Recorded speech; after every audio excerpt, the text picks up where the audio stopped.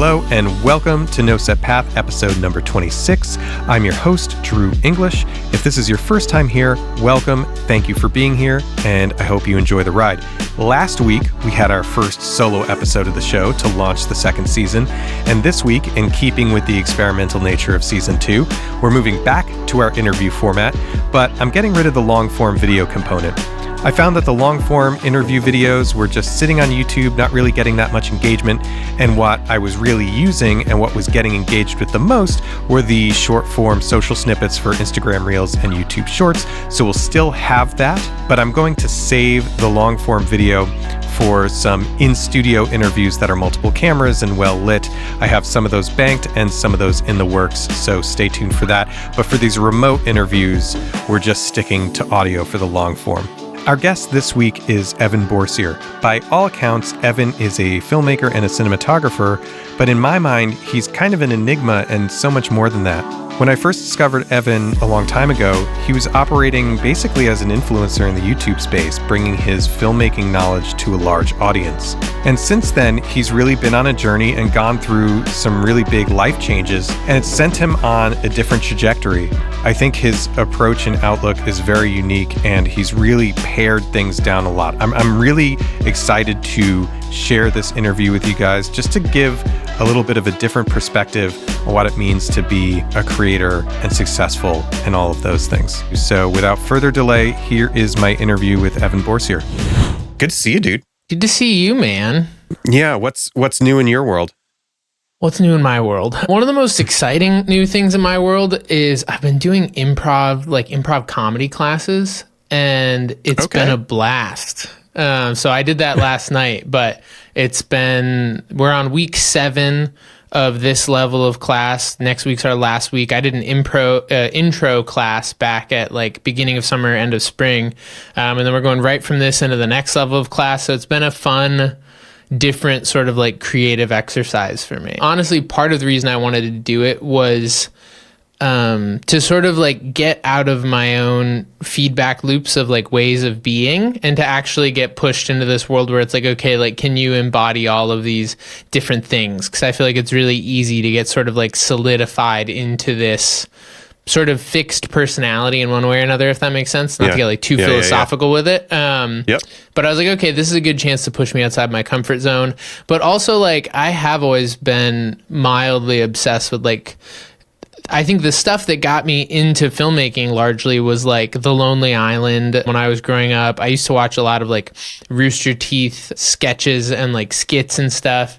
And it feels like this class was sort of a good way to dip my toes in that water, get sort of some of that stage fright out, have to perform in front of people, and then bring some of that back into everything else that I've been doing. Yeah, man. Plus, it just really gets you outside your comfort zone because it's so unfamiliar. I know for a while, at least when I first discovered you, you were going head down, want to be the most top tier cinematographer, DP you can be. And you were rolling out a bunch of content, you were doing a YouTube channel and you had a podcast, and you were hitting it hard. And then one day it all stopped. Mm-hmm. Right. So I think what I'd love to hear from you is, what was the lead up? What got you on the road to just head down, pushing so hard in the cinematography game, and starting a YouTube channel and starting podcasts and doing all this stuff, and what brought it to a grinding halt? I think that's a really great way to kind of get into this whole conversation. So without getting into the really long version of the story, so I was homeschooled my whole life, was a very teach yourself kind of person. I got a cracked copy of Photoshop when I was 16 and did an absurd amount of online blog tutorials on just digital art and stuff. I was considering going to Full Sail for game design or 3D modeling, and decided that it was too much keyframing for me. As I started to get into that world, I was this is too monotonous for me. And so I punted out and was sort of doing music stuff at a church, and basically got a camera and just started making stuff. And so that early interest in just making creative things, whether that was sketches with friends, the first video that I was ever involved in was this high school camp sketch with friends where like two of my friends were sort of like army guys, because that was the sort of theme of the camp, and we were running around with an iPhone, and it was this pseudo comedic thing. And that was really just like, it sort of totally fell into my lap. Like I wasn't the kind of person who like growing up was like obsessed with films or wanted to be a director. Like I liked videos and content and movies and all of that, but it wasn't something that was like a big dream for me. But then it was sort of like once I had a camera in my hands, it's like, well, now let's just do the most we can with it. And so at the time I was working at Marshall's and Ace Hardware, just like two like minimum wage jobs, and did a few like senior photo shoot sort of things for friends, and was like, I'm just going to quit these jobs and do this all the time. Like this beats the heck out of pushing credit cards. And so the mission sort of became like, how the heck do you do this all the time? And I got exposed pretty quickly to just getting my mind blown. I went to Masters in Motion down in Austin, Texas, like 11 months after I got my first T3i camera, and was just seeing like variable like phantom stuff and Optimos on Alexas, and just being like, what is this whole world? You know, like I thought these $300 lenses were expensive and this whole thing's crazy. And that sort of became like my quest for the next few years. Was I feel like I had seen the promised land, and I was like, this seems so cool, and like I just want to be a part of this world. And I think that sort of hooked up with my background in like being self-taught and also being passionate about other people who were self-taught. And so hand in hand was this thing where like I was trying to figure out how to do it, but then I was also sort of immediately sharing everything I was learning out with the internet, whether that was through, originally the film community was big on Twitter back in the day, and then somehow it moved from Twitter to Facebook, and then it sort of like just feels like it's not really anywhere lately to me, to be honest. I feel like I often learn best when I like have to immediately explain things again. It's almost a form of like processing the information for me. I've never been a big like note taker or journaler or anything else. And so that process of like getting thrown right into the content and I think there's a little bit of like, it was just, I don't want to say circumstantial, like, cause it was right away I started playing with like doing some gear stuff, but that was how like, shortly after that, I got asked by the guys at Lens Pro to go to do content for them. And so that was where I was still in this like very sort of embryonic stage of creativity. And they were like, hey, do you want to be on camera talent for us and just sort of like make interesting things? We'll give you gear and you make things. And that deal was that I would get basically access as a quote unquote employee to the gear rental catalog whenever I wanted it. So as long as stuff was available, I could take it. And so for me, that was like the prime deal, because I was short on capital, high on creativity, short on capital, wanted to make higher production value stuff. And I was like, I enjoy talking, I enjoy teaching and explaining things. So yeah, I can hop in and sort of like share some thoughts on this stuff. And in some ways it was rocky, and you go back and look, and those videos aren't all the best. It was sort of the early days of that whole thing too. But I think it really just sort of solidified that pattern in me, one of sort of being put in that position of someone who has opinions and perspectives on these things, someone who has a certain visibility inside of the industry, and then just me seeing, I really enjoy it, honestly. Like, it's one of my favorite things, honestly, even more so than a lot of like finished projects, is back when I was teaching more, like meeting people who would say things like, hey, like I quit my job to, you know, go full time in filmmaking because of stuff you were doing. Like, that is way more satisfying to me than staff picks and telly awards and anything else. So yeah, sure. But I do think there's probably some bit of a generational thing. It's funny because I almost feel like I've oscillated now to where it's like I have a hard time getting myself to like give random advice on the internet, partially because it feels so overwhelmingly covered in that now. Like it was a rare thing when I was doing it, and it was sort of like, oh, no one's talking about this, let's talk about it. And now that everyone's sort of talking about the new camera all the time, I'm like, I don't really care to have my voice in that ring most of the time, which may be a limiting belief, but something that I've personally wrestled with. It just feels like a lot lately. I think one of the weird things about the experience of the internet is it's so easy to assume that everyone else sees everything you see, And Sure. so it's like you're so living inside that bubble that it's like, oh, well, everyone must know all the things that I'm thinking about, and they're going through the same thing at the same time. And so like me saying it would just be redundant. But it's like people really do have very different online experiences, I find. Like even I've talked to a few people recently where I'm like, man, like that Alex Hormozy guy's everywhere. And people are like, who's that? And I'm like, okay, we have different algorithms. You and I share an algorithm because Hormozy's all over my Twitter feed. Yeah, dude's got it on lock. But I don't know. And I think there's something too to the point that like, not everyone shares information the same way. I think one of the things that's like sort of philosophical, but something that I have wrestled with is one of the things that I personally don't love about a lot of the stuff that goes on the internet right now is it feels so hyper engineered in a way that feels sort of like, I don't want to say disingenuous, but it's like, it's that whole thing where like the new whatever, say, I think the DJI just announced a new drone, and it's like there are 5 or 6 YouTubers who are all going to make more or less the same video about the same thing the day that the embargo goes up. And then you go to Instagram and you've got the same short form fake loop thingies that are all sort of your advice about what you should or shouldn't be doing. And I get it. And I think one of the things that I've been trying to figure out for myself is like, how do you balance this element of strategy or playing the game with like still being able to incorporate the thing that's just interesting to you? Because I think that's something that's really stood out to me when I look back on like my period of expansion was there really wasn't a strategy outside of just like what is interesting to me, what are things that people aren't talking about, what are questions that I have, and I'm going to go pull that thread.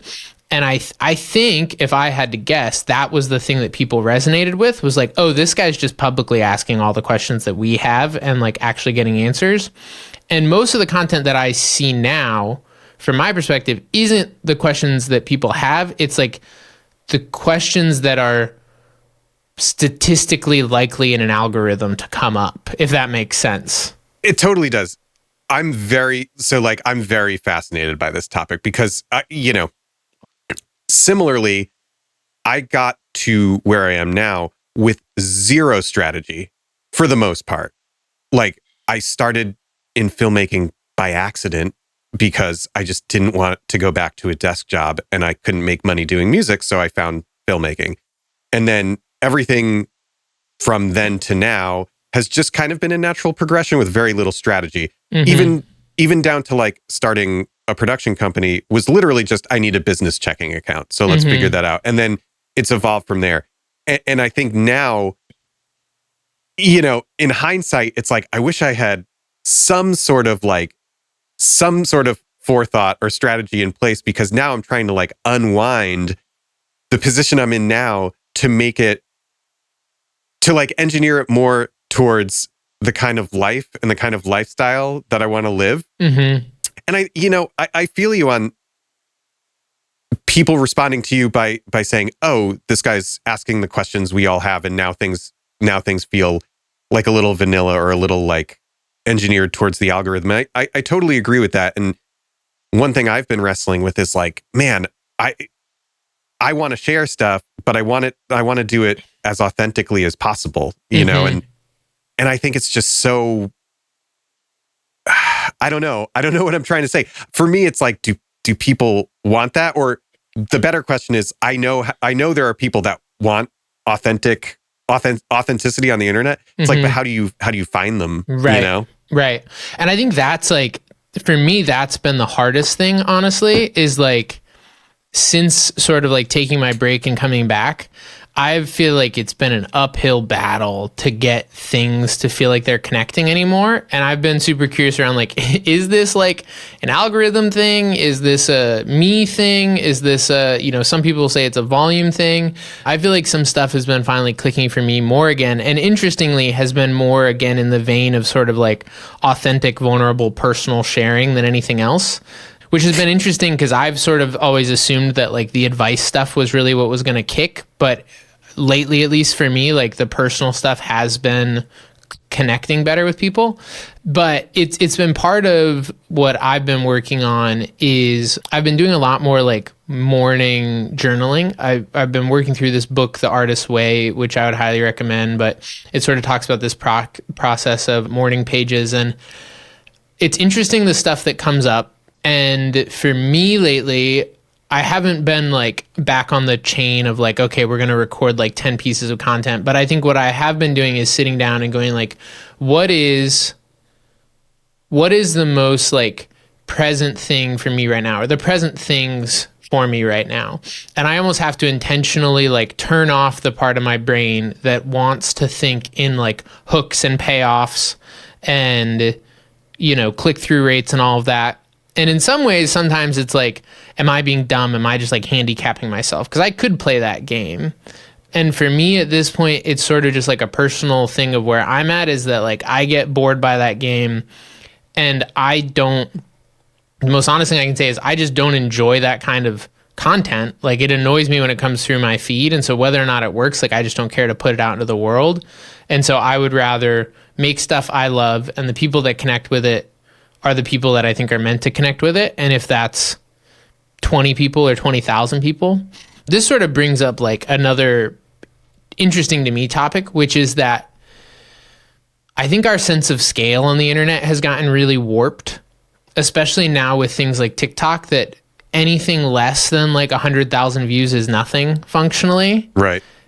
And it's a really hard thing I find, to understand the spectrum of. And in many ways, the spectrum's irrelevant, right? But like, I remember back when I was doing the Filmcast, I felt like it was really small because we were getting like 5,000 to 8,000 downloads an episode. Come to find out later that it's like, those are actually decent numbers in our demographic. Yeah, man, those are good numbers. If you saw the numbers this show's putting up, you were doing fine. Well, I was a few years into it and had pulled some really big guests, which helped. But it was like, at the time, part of why I let it die was I was like, oh, this isn't hooking. And we had a few conversations with sponsors who were like, oh yeah, like we can pay you like $20 an episode to sponsor 8,000 people, you know, our like cost per million thing or whatever.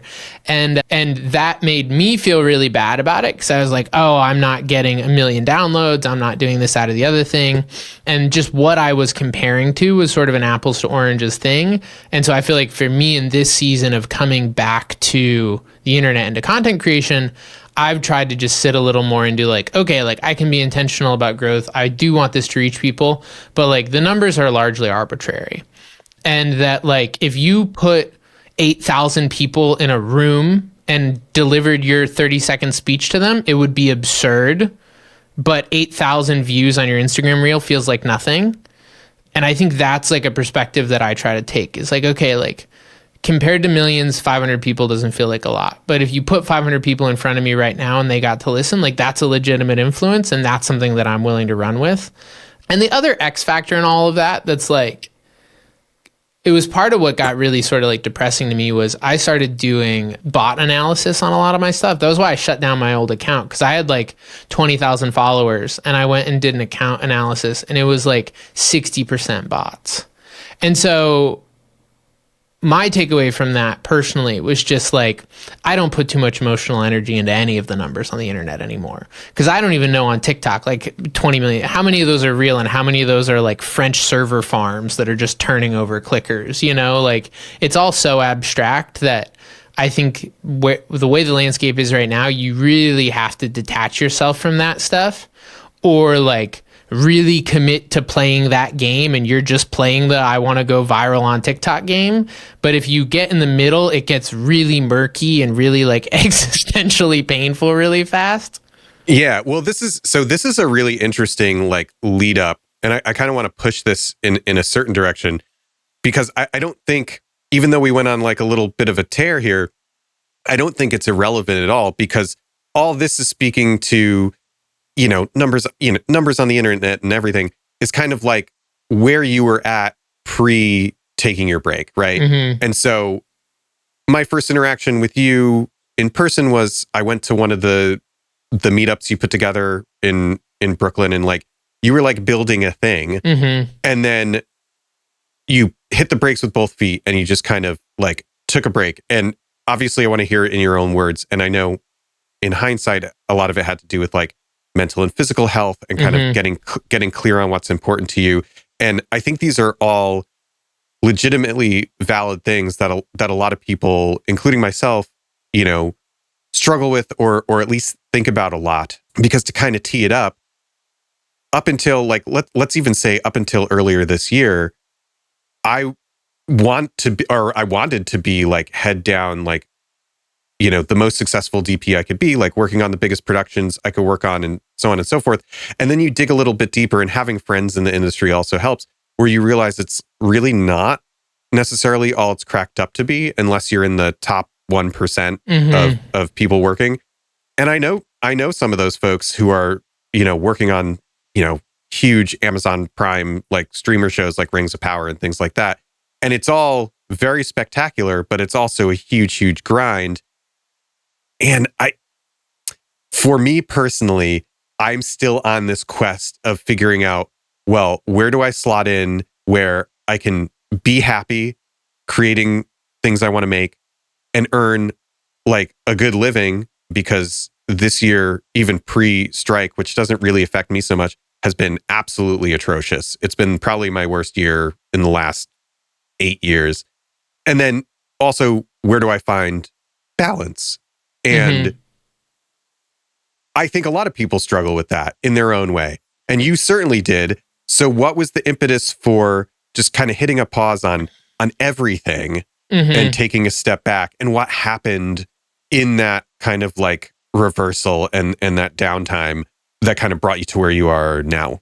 Yeah. So, I think to like just zoom forward from where I was in the story, it was like I had started this podcast. I'd had this moment, which I feel like I just have to give credit to. Like part of my sort of like pop off moment was I was on Matt Workman's podcast, and he was doing really good stuff at the time.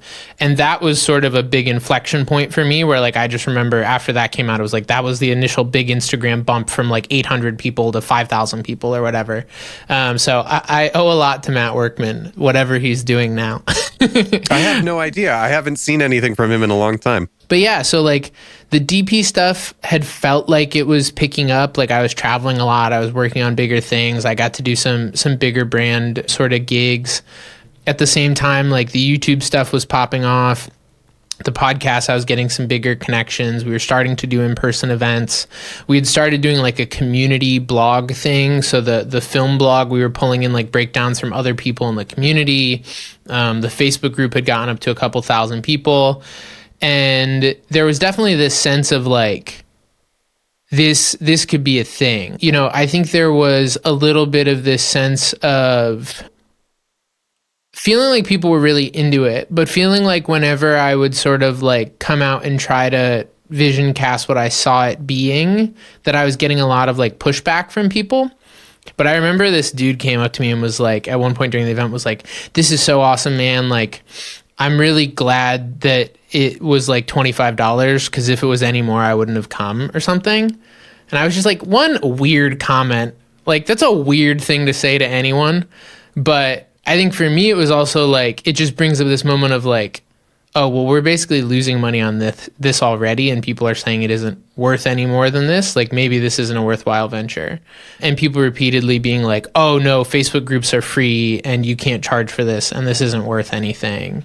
And going like, okay, well, it feels valuable, but people are telling me this isn't worth anything. And then talking to sponsors who are like, yeah, we'll give you $50 an episode to do this podcast. And I was like, okay, well, that's not really a viable thing.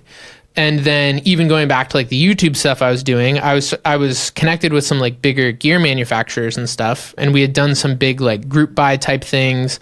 But like, I remember, I'm not putting them on blast, but this is a true story. I had connected with the Digital Sputnik guys, and we did like a sale on DS1s in the group. And I think we sold like 50 or 60 DS1s or something in like a weekend.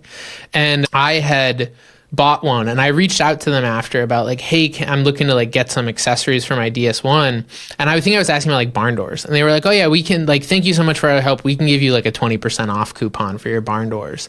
And it was just like, that was the thing I'd run into with so many sponsors. Like, not only could I not get people to actually fund things, I couldn't even get gear donated for things half the time. Like, people would be like, oh yeah, we can give you 20% off XYZ manufacturer, and it's like, okay, like, I appreciate that, but like, this whole thing from like an economic perspective just feels like a money pit, and every piece of it feels like a money pit, because I'm spending time and energy on a Facebook group, I'm spending time and energy on YouTube, AdSense, I'm getting $50 a month from the podcast. We can read ads, so we're gonna get $50, and meanwhile I'm getting called by people who are like, hey, here's $2,000-$3,000 a day to show up and make stuff.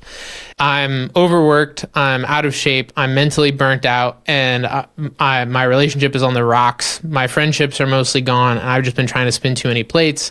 And so one day it was just sort of like, fuck it. I was out with friends in the film industry at drinks, and we were just sort of talking about like all of that. And my friend Chris Fenner was like, you should just shut down the group. And he was like, just pull the plug. And I was like, I have an archive button right here. And he was like, yeah, if it's not serving you anymore, like, just get rid of it. And so I went and I literally like pulled my phone out, hit archive, put it in my back pocket, didn't think about it again. I was just like, it's the end of that saga. And then it was like the next morning, and this is where it's murky, because there's a time I shut down the group, and then I don't think it was exactly the same time that I went and shut down all like blogs and Patreon and whatever else. But either way, I basically woke up to all these people being like, what the fuck happened here? This was also around the time I went on my own Instagram and I unfollowed everybody. I removed everyone that I had ever followed on Instagram. Like, I sort of like blanked out my Instagram account. I started getting DMs from people that were like, I can't believe you unfollowed me. Like, I looked up to you.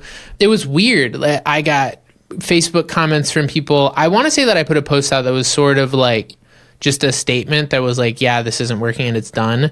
And people were commenting like, this is so selfish. You're never going to work in this industry again. Like, I can't believe that you would take this away from all of us. And so it was a real weird sense of whiplash, to be honest, because it was like, I feel like I'd really been chewing on like, I want this to be something, but it feels like it's not. And just coming to this acceptance that like, okay, we're just going to shut it down because no one cares but me. And then you shut it down and finally like let that go. And then all of a sudden everyone's at your throat. And it's just like, well, now I'm really confused. What a weird slippery slope the internet is, man. Wow. Yeah, it really was fascinating. And in some ways it was validating, to be honest, because it was that moment of like, it almost felt a little bit like calling everyone's bluff. Like, everyone was like, oh, this isn't valuable and yada, yada, yada. And it's like, okay, I see you guys. Like, everyone's booking hundreds of thousands of dollars of crew work through this community. Like, let's see what happens when it all goes away, you know? Not in like a vindictive way, but it's just like, you said you don't care. But yeah, to have it turn into like a personal attack on me was really hard.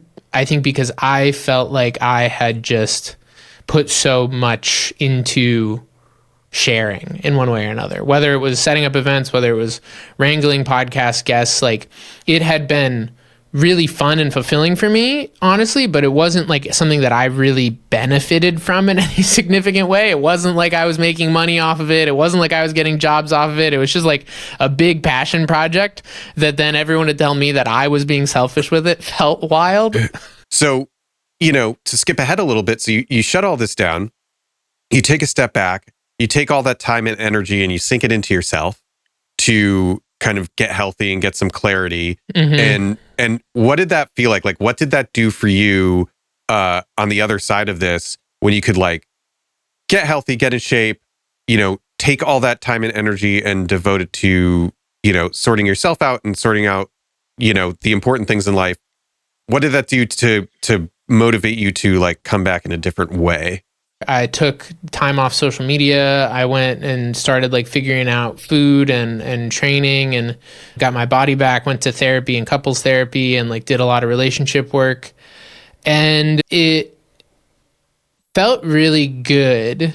It felt really hard at first. I think the hardest part was just this sense of, as trite and tropey as it is, the real existential question of like, what am I without all of this? Because it had been so much of like my identity at that point, that having to sort of like reform that and go like, okay, like I'm still a valid and valuable person, even if I'm not out shooting Walmart commercials, even if I'm not, talking to Greg Fraser and Bradford Young. Like that was the hardest part for me. Well, but that's a real fear for, obviously I'm biased because I'm in the film industry too, but I think that's a real fear for a lot of people, where you get so wrapped up in the industry and so wrapped up in the community, and there's so much comparison going on. And these are themes that like come up over and over again, especially like on this show, people I talk to, things that I deal with personally. It's like, there is a point where I think maybe people start to lose their identity and their own like self-worth or self-value when they don't have like their job, for lack of a better term, to lean on. Yeah, and it's weird because almost back to like the social media bubble, I think it's so easy to feel like your little like bubble of the industry is the whole industry. Yeah. And then it sort of becomes this enmeshed thing. Like for me, it was interesting because it was right around the same time that I was also sort of like leaving the church, which in various forms I'd sort of spent my whole life around. And I think there's this similar sense almost of like, this community is such a significant part of my life. It's so much of what I've known. It's so much of what makes up my day-to-day existence that like to leave it, it almost feels like there wouldn't be anything else. But then the funny thing is you get to the other side of leaving it and you're like, oh, there's so much more in the world than I ever thought there was. There's so much more creativity and, even in the scope of just like filmmaking, content creation, all these different things, you just start getting exposed to more worlds. And I think that was one of the biggest realizations for me, was like, oh, there's all this fear related to this small group of people's sort of perception of me in one way or another. But like, there's billions of people out there, and 99.9999999% of people have no preconceived notion about me. And the like 150 people who may feel like I'm a jerk are just sort of irrelevant in the grand scheme of things. And whether those people live on the far ends of filmmaking internet, or they're people on Instagram or YouTube who leave troll comments, or they're, people who I grew up with in church that are like, I can't believe that you curse on the internet now. It's like, it's just some different version of people's opinions, which don't necessarily actually matter. Yeah. I mean, it's really interesting because I think, I'll use myself as an example. I think a good amount, I don't know what the percentage would be, but like, I feel like a good amount of probably what holds me up from putting more of myself out there, if I had to think about it, it's probably like less than a dozen people that I'm like, oh my God, what are these people going to think about me? Right. Not like I actively think about that, but that's like the ingrained, like weird, internal fear. Right.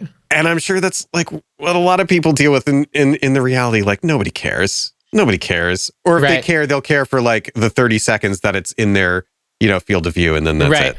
Dude, super practical example of that for me. Last year, the day before I turned 29, I had this weird sort of other existential moment where I realized that birthdays are the end of a year and not the beginning of it. Have you ever thought about this? No. Because you turn one at the end of year one. Right. So when you turn 29, you're entering year 30. Interesting. You've ended 29. Uh-huh.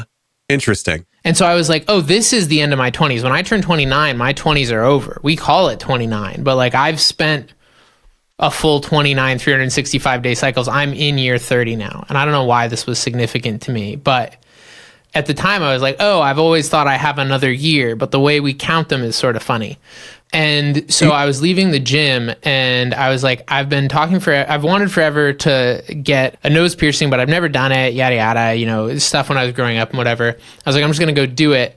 And I had all this built up, like people are going to think this or that, and people are going to look at me funny, and people are going to, have all these questions, and no one gave a shit. It was like, no one could possibly care less. I had like 3 people in my life be like, oh, that's new. And then just no one cared. And it was fascinating to me. I was like, man, how much like fear and emotional anxiety I put into not doing this thing because I thought these people were going to react to it. And at the end of the day, they don't care. And it's a powerful exercise. And back to the improv thing, I think it's part of that. It's like going up in front of 30 people on stage and being like, oh, there's no consequences here. You know, they always say at class, they're like, we're adults playing pretend. The stakes could not possibly be any lower. And I think the internet's the same way, but it's so easy to ascribe all this weight to it. So it's really interesting. I also like the idea that you're already a year older than you think you are.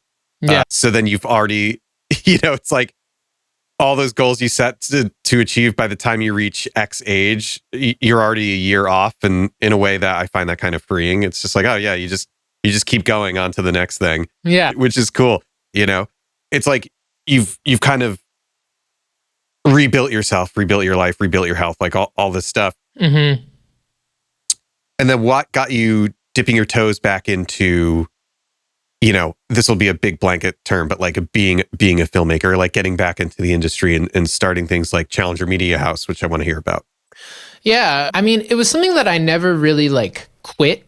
I guess I would say like it shifted a little bit, but I was sort of like DPing through that break and whole weight loss journey and all that. I just wasn't like doing any of the quote unquote influencer type stuff, and was sort of like, okay, I'm just going to like bang the DP drum, which for me, the main upside of that was it felt much more manageable. It just felt more manageable than like the production company stuff. And so I was like, okay, I'm just going to stick to the DP stuff.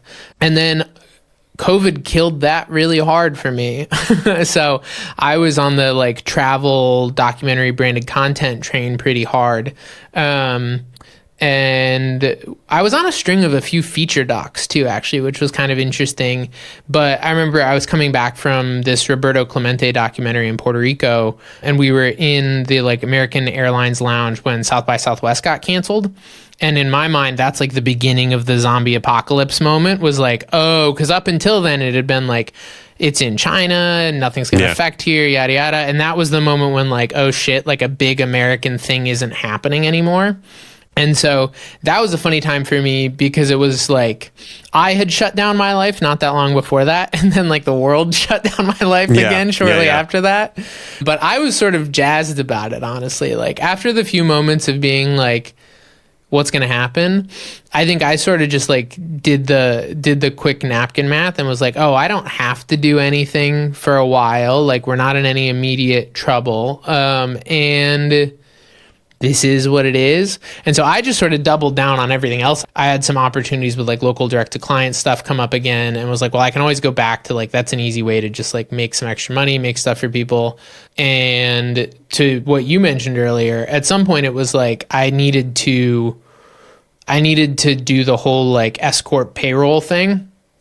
And I had legally been DBA, Bourcier creative since I was 18 and started all of this, and was like, I really want to do something else, but I don't have something else. And so there was a buddy I was working with. We were sort of like collaborating on a lot of stuff, and we spent like a year developing brand ideas basically. And we came up with all these different names and positioning things, and none of them really stuck. And it was sort of I was driving home from the gym one day, just sort of like frustrated that nothing was sticking. And I remember the thought was like, what is a word that I would be comfortable associating with like how I do anything? And that was really where Challenger came from. And then it was sort of like backfilling from there into what could this be? And it's gone through a number of different like iterations. The full dream version of it, for me, to be honest, is like, I would love for it to turn into almost like a Barstool or Red Bull, like online media brand type thing with like shows inside of it and stuff. The idea was always that we have the ability to do like client directed work that sort of fits in line with that. And then you could slowly sort of slide the scale over from client work to original work. But yeah, it was like, for me, the project there also became like, well, now I'm in the position of being quote unquote in charge. And I've seen so many things over the last few years on like the DP side that drive me crazy. Whether like that's what?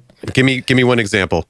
Like a personal thing that drove me crazy on the DP side was like people getting tunneled on creative that just didn't make sense anymore. Like someone made a pitch like 3 months ago and it says things in this deck, so now we have to do them even though they don't make any sense anymore. Like it's hard to give a practical example without like spoiling anything, but it's like those sorts of things where you're like, it's like, oh, well, the deck says we have to incorporate this. And it's like, everyone on set knows this doesn't make any sense, but someone signed off on this idea 3 months ago. And so now we're doing it. And like something as simple as just like having an ongoing open dialogue about like, what's the real goal here and how do we actually continue to meet the real goal when circumstances come up. But that was an important thing to me. Yeah, just sort of like understanding creative processes, sales processes, and how all the business and logistical stuff fed into the creative stuff. Because I felt like so much of my creative frustration in the DP world felt like it was coming from upstream decisions that I had no control over. I feel you on like a few things. I love shooting and I love making beautiful images and I love trying to tell a story. I mean, I think that goes without saying. Most cinematographers are going to be like that. I find myself in a position where it's like everything else kind of really frustrates me. Mm-hmm. It's like, I just went and did a job in San Francisco. I was there for less than 24 hours because of flight delays. And it's like, it was fine, but it's in no way like motivating. And then it's also time away from home and time away from my toddler and like all this stuff. And so I find myself in this position of like, well, how can I continue to head down this road of like feeling somewhat satisfied creatively and mm-hmm. also, you know, like you said, be able to like bill for things and make a living and not have to wait, 3 months to get paid, that like works for me. I think you're really good at like building systems for yourself and like at least challenging, the idea that you don't know everything and like, how can I do things better? And, not to toss around numbers, but you've like shared some stuff online where it's like, hey, here's what my gross revenue was for this year. And it was outside of the film industry. Like I've seen stuff you post on like the books you're reading and some of that like crosses over with what I'm interested in. I've kind of discovered, for lack of a better term, like money Twitter, just people who are outside the creative scope who are, touting like entrepreneurial things that make me pause and think and like, oh, how can I build something that works for me, but also doesn't leave me in a feast or famine position, which honestly most people are in, and this year has totally been feast or famine. So I'm in the middle of like trying to figure that out now. So it's an interesting part of the conversation for me to like come in and say, well, like, how did you go about like really thinking about this holistically and from the ground up? And like, how do you kind of conduct your business now? Because obviously you still go out and shoot and it seems like you have a good time, but you still are able to like do well and make ends meet. And these are all things that not just myself, but other people I know are going to be interested in. Yeah. Yeah. I mean, so back to the thing of like things that irked me. One of the things that always bugged me was this narrative of like, you can either do creative things and be broke or do like boring things and get paid well. And I was on a set a year ago, last summer, where like, it was kind of awkward, to be honest, because we had wrapped. It was a short day on this like industrial thing, but we were like having lunch with the client, and it was sort of, the classic like, so how does this all work? Like, you guys all work for the same company, yada yada. Yeah. And the gaffer at one point was like, oh no, I used to like X, Y, and Z, and then I decided like I could either do that and be broke, or I could go film some CEO, say something boring, and make a bunch of money. So like that's what I do now. And I was like, that's not a great look to the client to like say that. I don't know. It's a little foot in your mouthy, but like it was also, I feel like that's such a pervasive thing. And it was one of the things that sort of became an internal mission for me is like, I know there are people who make creative stuff and get paid. Like, how does that work? Because why is there this myth that that's not possible?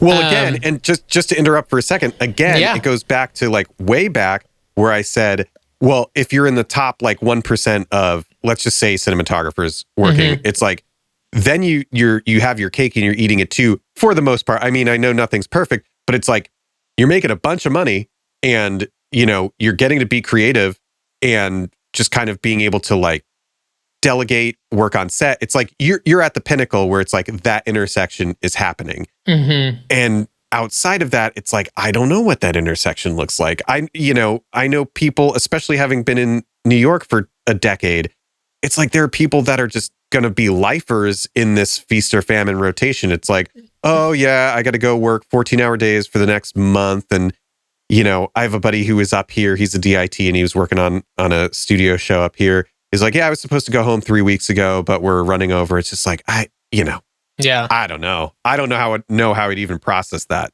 Yeah. I mean, that's the kind of stuff too that like for me throughout my whole journey, people have been like, oh, you're going to move to LA. And I would like talk to people in LA and it's like, oh, our like cost of living is 3 times higher than yours and we get paid half of what you do. And like I knew buddies who were shooting big Visa commercials with like big celebrity talent and getting like $750 a day working 14s. And I was just like, I mean, that sounds fun for like a week and then I feel like I'd be over it. And so I guess that's like another thing that I would just say maybe to the listener is like there's a real value in trusting your gut on things that don't work for you. And I think 100%. There's so much pressure to be like, this is the thing. And I feel like that was one of the things I experienced sort of in my like moment of peaking before it crashed was like, there were all the things that I was sort of like perceived as success or had been told were success. And it's like, okay, I'm going to go work on an Apple thing. I'm going to own an Alexa. I'm going to yada, yada, yada. I'm going to have Instagram followers. I'm going to talk to these guys. And that stuff was all great. Like, there's nothing wrong with any of that. But, like, you just have those moments where you're like, this whole, like, being out in hotels all the time, like, slamming Dunkin' sandwiches at 4 a.m., not seeing people in my real life, like, I don't know for me, like, that I can do this all the time. And I know that some people can, and that's great, but maybe it's not me. But then I think some people take that and they go the whole other way to be like, well, that's all that exists. And so now screw it. I just have to go do something totally different.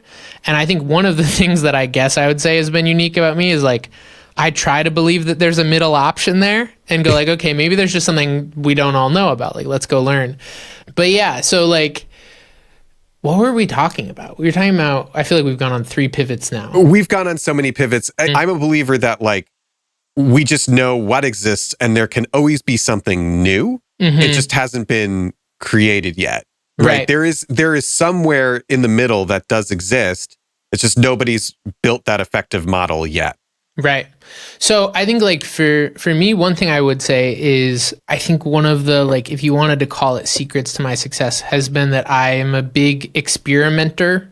I still treat all of this as sort of like dev time. And like, there's definitely days, it was funny you said that I'm young because I feel old sometimes compared to like a lot of what's going on the internet now.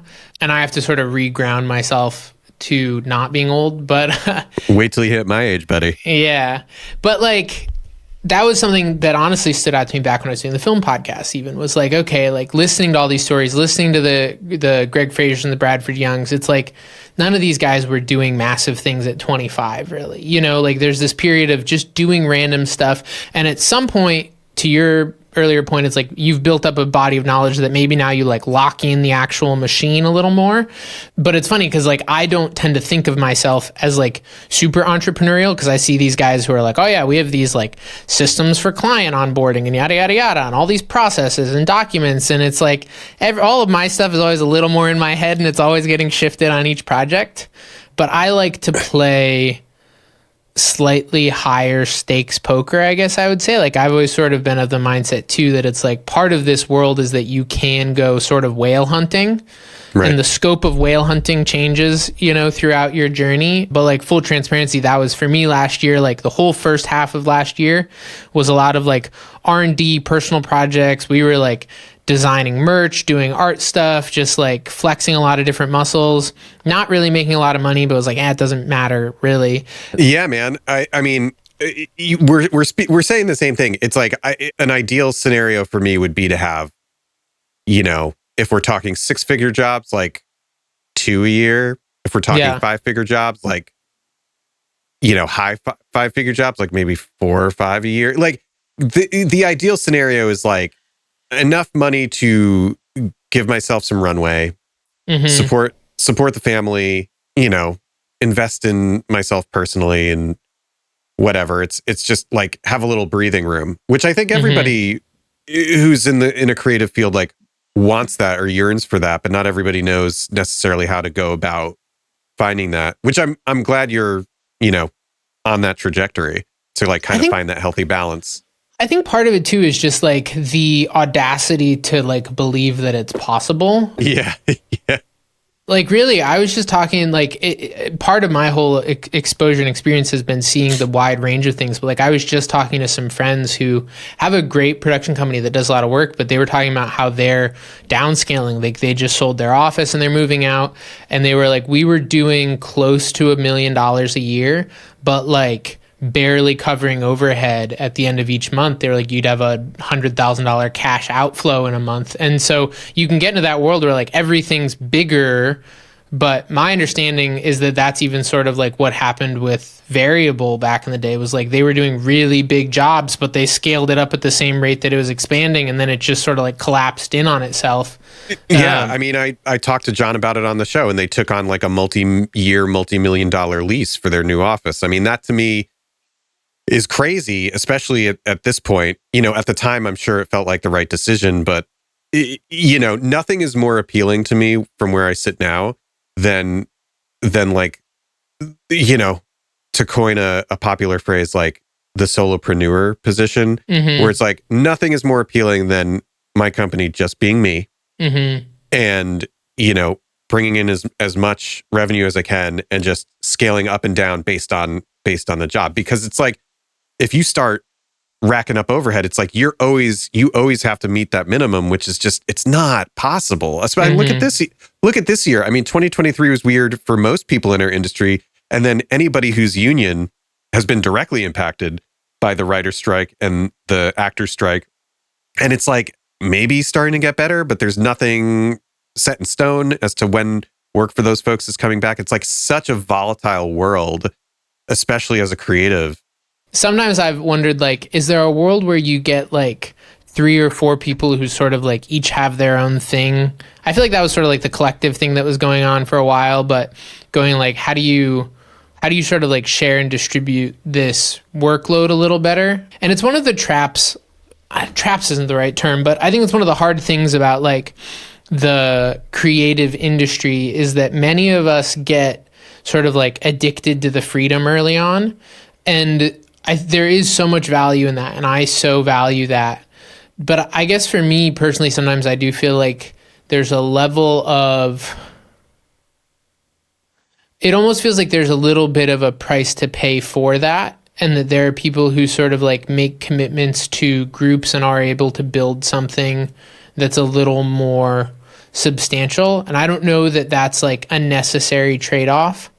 But I guess even for me, it's been like, okay, like I can sell $50,000 things by myself all day long. I don't know that I'm going to do like way bigger than that without having a team of 3 or 4 people, even just from a client optics perspective. You know, there comes a point where like that becomes a real thing. Yeah. I mean, you know, as someone who has sold through a pretty sizable, like, not a lot, but 1 or 2 pretty sizable, like 6-figure jobs in the past, like pre-COVID, the optics that you need to like have the client feel like they're getting their money's worth, it doesn't make like a whole lot of sense, because most of that money got burned through in production, like scaling up for event coverage and blah, blah, blah, blah, blah. So it all just kind of comes out in the wash after a while.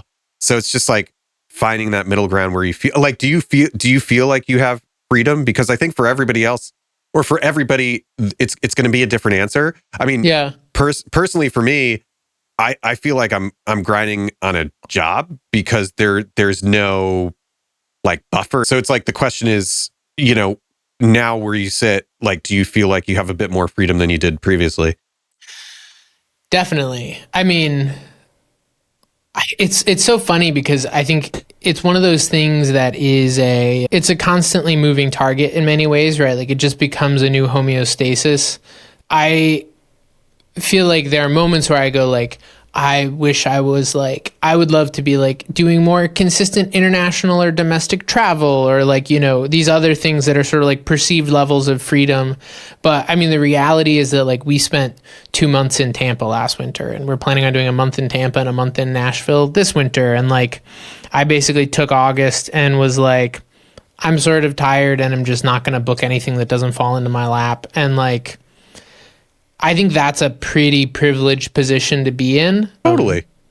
I think and it's I'm great. super grateful for it. Like it's an awesome place to be. But it's funny because it's like that whole inner state. I guess like maybe this is a point that feels important to me to make is that like I think if I zoom back to like who I was 12 years ago, when I was like, man, you know, if I can like save up a couple $100 to get a new lens for my T3i, or if I can like save up for a glide cam, and like my preconceived notions about like creativity and money and how that would feel, and then zoom forward to where you are now. And I think that's sort of the thing that I've been facing is like the freedom still demands you making the decision to do something with it. And am I going to choose to take that freedom and go, I have to build a bigger, better, more efficient money-making machine? Am I going to go make art? Am I going to go take experiences? Because the bandwidth that the margin and bandwidth that you generate does not necessarily self-allocate it in your own best interest. And those voices, in my head at least, can still go like, oh, well, you don't have an office, you don't have a producer, you don't have a more full sales funnel, you don't have a CRM, you don't have retainer clients, you don't have this, that, or the other thing. This has all been sort of like really organic. And what if it's all an accident? And maybe you're just tricking people into giving you this money, and maybe you're not that good at what you do. And like that is, for better or for worse, still like a day-to-day reality of my inner world that I have to wade through, and to sort of reground myself to like, things are going to be okay. Like I do still have, I have abilities to, yes, go generate work, to be creative, to make things that are passion projects, to do whatever else. But like, that's those decisions, at least for me, have remained things that have to be conscious decisions, where I think at some point I had this dream that it's like, oh, it would just all magically start working. And I at least haven't reached the point where that's true. Like it still requires showing up every day and being like, I'm going to make something I love, or I'm going to go, you know, push the limits on what we can pitch on something, or whatever else it is. But it hasn't gotten an autopilot for me, but that doesn't make it any less special. Dude, I think that's actually like a really good place to kind of wrap this up, just because I totally feel that way. I feel like you just got inside my head a little bit, because at some point it's just got to be about the journey and enjoying the ride, because, you know, all these like esoteric goals, like maybe they exist, maybe you'll get there, maybe not. But like if you hinge your whole existence on that, then it's like you're not going to be living a good life. That's for sure. Right. I'd heard something that I try to remind myself often, which is we tend to preoccupy ourselves with end states, but end states are the smallest part of the whole experience. They're the most fleeting moments that you can possibly get. And that doesn't mean that you can't cherish them, but when you get so tied up in them, it sort of just invalidates so much of the experience, because it's all just like the unnecessary slog on the way to the 2 moments where you stand on stage, you know? Yeah. It's focusing on the bookends instead of the books in the middle. That's really interesting. Very cool, man. Well, before you go, you know, what are you up to next? Where can people find you online? Do you have any book recommendations? I know you're a big book guy. Anything you want to toss out there? I'm on the Instagram still. It's at Bourcier, and good luck spelling it. Put it in the show notes. Yeah, I'll put it in the show notes. You'll find it. But yeah, I'm on Instagram. I share some stuff on there. I've been putting some stuff on YouTube again, and I think I might make more stuff there soon. I've been sort of, to be totally honest, I've been sort of blocking myself off of like short form social, like this week and for the next few weeks. And I think I've been sort of in the space of like, I feel like Instagram sometimes scratches an itch that I don't want to scratch, because I want to do something more meaningful with that itch, if that makes sense. And it's like, yeah. I can make a story and be like, oh, I feel like I did something creative today. And it's like, no, like I could take 3 hours and make something actually awesome, but instead I made a story and it sort of scratched the itch. So I've been like, I'm not going to scratch the itch. I'm going to make myself do something with it. But yeah, book recommendations, that's a good question. I mean, I'm a big fan, if you're a fan of this conversation, the Win Without Pitching Manifesto by Blair Enns is really good for people who are in the like business side of things. The Business of Expertise by David C. Baker is a really good book. I've been reading a lot of really weird stuff on like quantum physics lately that most people in here probably wouldn't care about. But yeah, those are 2 really good books for people on the business side of things. And those 2 guys actually have a podcast together called Two Bobs that's really good. They're the Two Bobs. Okay, yeah. Got it. Cool. Yeah. Right on, man. Would highly recommend it. Yeah, well, thanks for taking the time to chat with me, man. It's always good to catch up. And, you know, thanks for sharing some knowledge. Dude, it's such a blast. Thank you for doing this and just sharing all these conversations with people. As someone who's been in your position, you don't get enough love and respect for it and all the work that goes into it. And you're making the world a better place. So thank you. Thanks, man. I really appreciate it. All right, everybody. Thanks so much for being here and for checking out the interview with Evan Bourcier. I will put links to all of his stuff in the show notes. As always, a 5-star review on Apple Podcasts, Spotify, or wherever you're getting this show really helps us out a lot. And if you're checking out the shorts on YouTube, you can give us a like or subscribe there as well. It really boosts the channel. Lots more to come, more solo episodes, more interviews, all in the pipeline. You can learn more about the show at nosetpath.com or on Instagram at nosetpathpodcast. You can find me, your host, Drew English, at drewenglish.com or on Instagram at drewenglish with 2 H's at the end.